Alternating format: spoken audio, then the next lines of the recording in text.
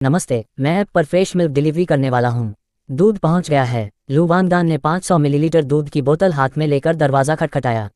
इंतज़ार करते हुए उसने फिर से मोबाइल देखा। पार्ट टाइम ऐप में लिखा था, युशुईवान अपार्टमेंट, कमरा 301, मिसेस सू द्वारा डिलीवरी ऑर्डर।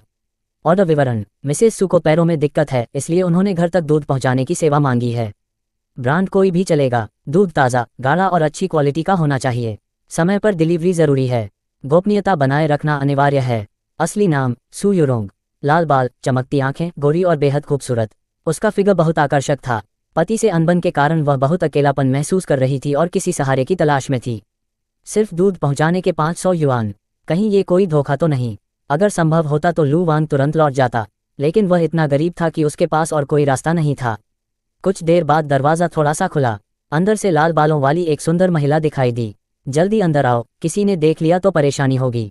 उसने तुरंत लू वांग को अंदर खींच लिया और दरवाज़ा बंद कर दिया। लू वांग कुछ समझ पाता उससे पहले ही उसे सोफे पर बैठा दिया गया। मैं तो सिर्फ दूध देने आया हूँ, इतना छिपाने की क्या बात है?